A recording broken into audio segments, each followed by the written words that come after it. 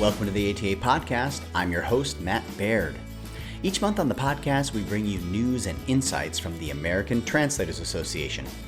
We look at what's happening at ATA, explore the benefits of membership, and discuss the rapidly changing T&I industry. We speak with ATA board members, committee chairs, volunteers, and industry experts. ATA was founded over 60 years ago to advance the translation and interpreting professions and foster the professional development of individual translators and interpreters. We have nearly 10,000 members in some 100 countries. Members include translators, interpreters, teachers, project managers, to name a few, as well as language companies, universities, hospitals, and government agencies. If you'd like to know more about ATA, be sure to check out our past episodes or visit atanet.org. Today we're talking about ATA's Honors and Awards program. If you've ever wondered what the Alexander Gode Medal is, or what ATA's other awards are all about, or the people the awards are named after, then stay with us. We're also going to talk about the 6 new awards ATA introduced last year, like the Dynamo Award and the Impact Award. I've got Karen Kochik here with me again, ATA Secretary and new Chair of the Honors and Awards Committee. But first, a few quick announcements. Hey there, ATA members! Listen up! The next webinar in ATA's Back to Business Basics series is all about specialization. It's called Choosing and Building a Specialization. And guess what? It's free for ATA members. The webinar will discuss the advantages of specializing and the types of specializations that often bring success. You'll also learn how to market yourself as a specialist and what a specialized translation practice looks like. Don't miss your chance to learn how to stand out and strengthen your business. Also, in related news for ATA members, you will now find all of your webinar recordings when you sign into the Member Center on the ATA website. Once you log in, look under ATA Education to find links to your webinars and print certificates of attendance. You'll also find a link to virtual conference sessions, and ATA certified members will see when their CE points expire and how to submit new points. And finally, if you're a student, this announcement's for you. The American Foundation for Translation and Interpretation, or AFTI, is offering a limited number of $500 scholarships to help defray the cost of attending ATA's 62nd annual conference in person this year. The conference will be held in Minneapolis from October 27th to the 30th. To qualify, you must be a student or a recent graduate of a certificate or degree program in translation or interpreting studies or a related field. Learn more at atanet.org. For more information on each of these announcements and more, look for the links in the show notes. All right, we're back. Joining me now is Karen Kochik. Karen is an ATA certified French to English freelance translator who has been volunteering in ATA for a long time now, starting with divisions, then on to committees, and now on the ATA board as well. She currently serves as ATA secretary and chair of the Honors and Awards Committee. She's originally from the UK and has lived in the US since 1999. Karen, welcome back to the podcast. Hi, Matt. Thanks for having me. It's a pleasure to have you back. Now, today we're talking about ATA's Honors and Awards program. And a little note to our listeners, I'm not going to ask Karen about all the details pertaining to eligibility and nomination criteria for each award. So please, if you're interested, visit the Honors and Awards page at ATA's website for those details, and you'll find a link in the show notes. Oh, and one more thing, nominations for some of these awards open on May 1st, and the submission deadline is May 31st. So if you think of a potential nominee while listening today, don't wait to apply. All right. Now, Karen, ATA has recognized colleagues through honors and awards since nearly the association's founding. Why was the Honors and Awards Committee established, and what is its objective? Yeah, right. This episode is timely, Matt. A number of the awards have that 1-month nomination period that begins right now. So it's great to be here right now. So to answer your question, we have a mission statement for Honors and Awards. So let me read that. ATA recognizes our colleagues who, through their daily work, volunteer activities, and careers, exemplify the qualities that define excellence in our field, or who have made a significant impact on the profession of translation and interpreting. So this committee, Honours and Awards, organises the process for that. We have policies and procedures for each award, and we make sure everything ticks along as it ought, really. We coordinate promotion, inviting applications or nominations for all the awards in any given year with the help of headquarters staff. We help to select who will receive each award according to the criteria. And then we arrange for the presentation of awards during ATA's annual conference. And last year, we shook things up after the board approved some suggestions we made for changes. So members, or you may recall, listeners may recall, that the 2020 awards ceremony online was a bit different than our previous time for honouring the recipients. And we'll continue with that sort of special ceremony this year in Minneapolis. Yes, I do recall. That was a lot of fun. You and Caitlin made it very, very special and entertaining to boot. We did try. And it was very successful, very successful. I had a lot of fun. All right, now let's talk about each of the awards. I'd like to start with ATA's oldest award. It's the Alexander Gode Medal. What does that award recognize? It's also ATA's most prestigious award, as well as the oldest. So the Alexander Gode Medal is presented to an individual or an institution in recognition of outstanding service to the translation and interpreting professions. So this award, like all the others, in fact, may but will not necessarily be given annually. So we only award when we have a worthy candidate for any of these awards, that none of them have to be awarded every year. And actually, since this is a prestigious award, it has a special committee of its own that includes past presidents and current board members, and also the chair of the Honours and Awards Committee. So I'll be on that for this year, for 2021. That committee makes a recommendation to the board, which must approve the honoree, unlike the other awards where it's the Honours and Awards Committee that deals with it. All right. Now the award is given out sort of in honor of Alexander Gode. So who was he? How about I let you pronounce his name correctly, Matt, rather than me bungling it with my schoolgirl German. Give us his full name, and then I will continue. Okay. Although any Germans listening are going to smirk at this, but I'll give it my best shot. Dr. Alexander Gottfried Friedrich Gode von Esch. Thank you. There you go. It's a lot less mangled than I would be. I can ask for directions and order food and train tickets. So Dr. Gode was one of ATA's founding members, and he was the association's first president. Mm-hmm. He was a professor of German at the University of Chicago and Columbia University, and he specialized in medicine and pharmacology. He's also credited with the development of something called Interlingua, which was an international auxiliary language designed to serve scientists and engineers. So he was president from ATA from 1960 to 64, and he was an organizing force, champion everything, united academia, commercial interests, translators, interpreters. He helped ATA grow quickly, and he supported the start of chapters, the start of divisions, and he was even our first executive director in the late 60s until he died in 1970. So I'm told that he had an exemplary work ethic and a larger-than-life personality. And though none of us, or hardly any of us now who are ATA members, remember him, his influence has lasted well beyond his death.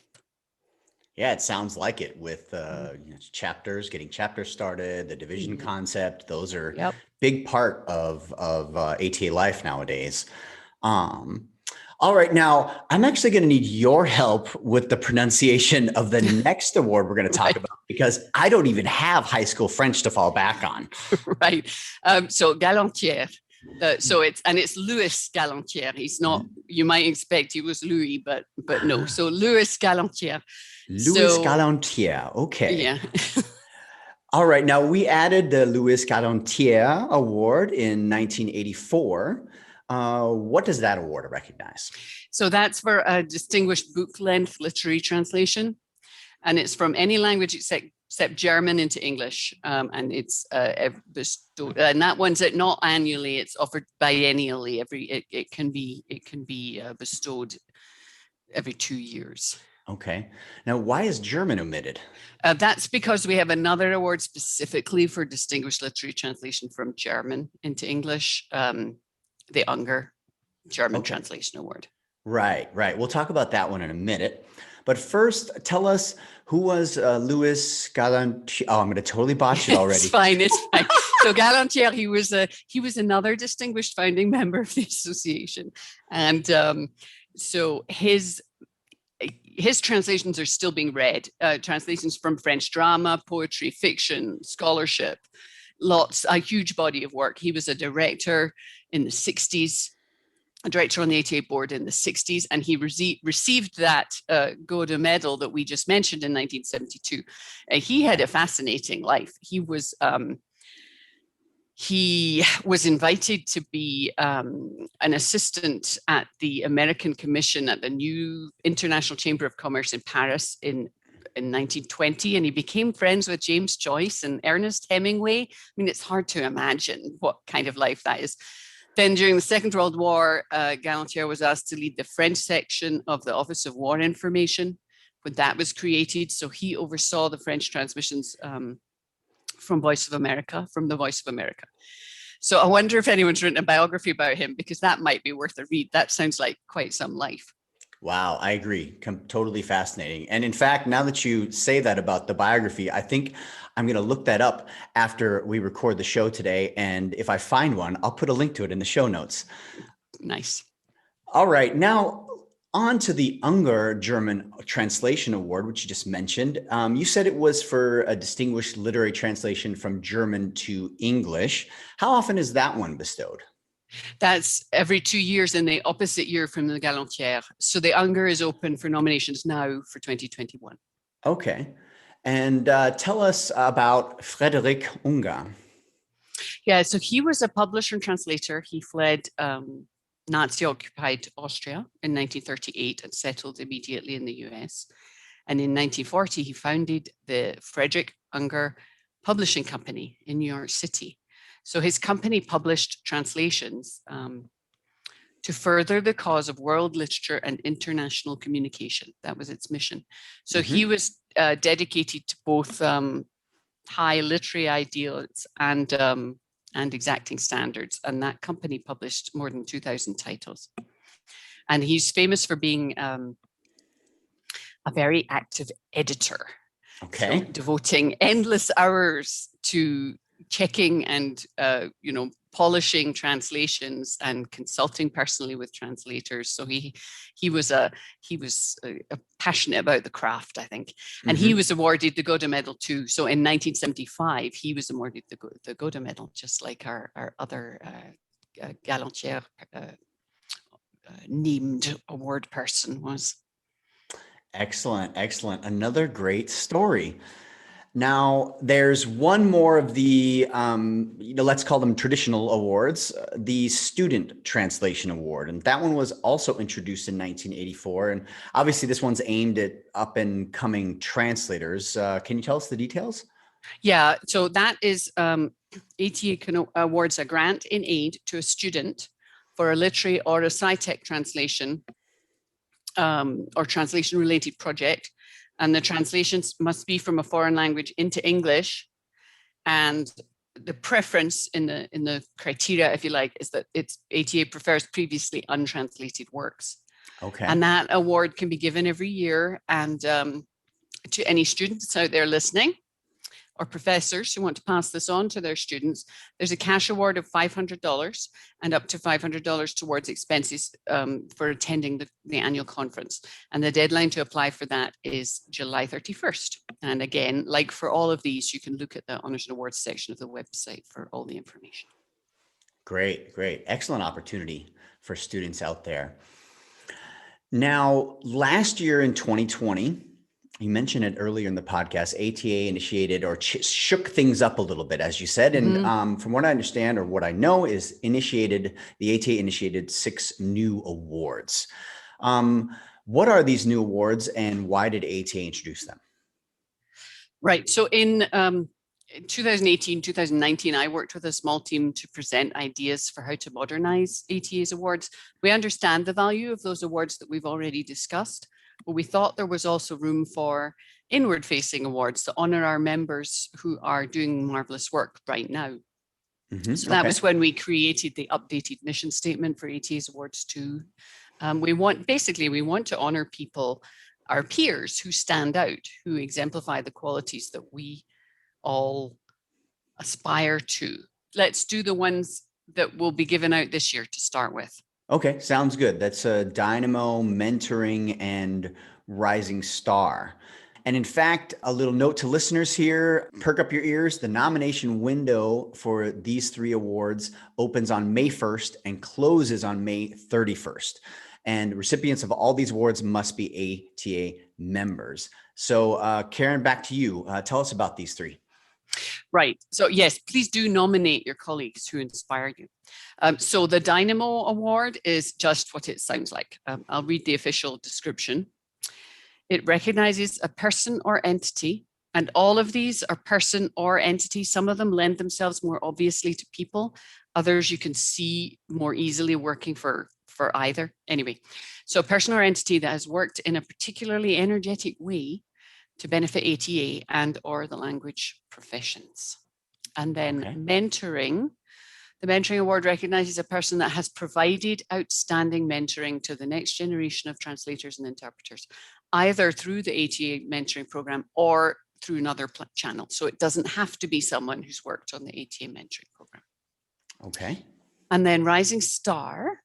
The Rising Star Award recognizes an early career translator or interpreter that is seen as having already made a mark on ATA and seen as having great potential to positively impact the association and the language professions in the future. Great. Again, those are going to be given out this year, and this is an odd numbered year. And now the 3 others of the 6, those will be given out in even numbered years. So in 2022, what are those 3? Yep. So the Advocacy Award, that recognizes a person or entity, but a person that's demonstrated outstanding advocacy for the language professions in general, for the importance of professional translators and interpreters, and or for greater societal understanding of the value of professional translators and interpreters.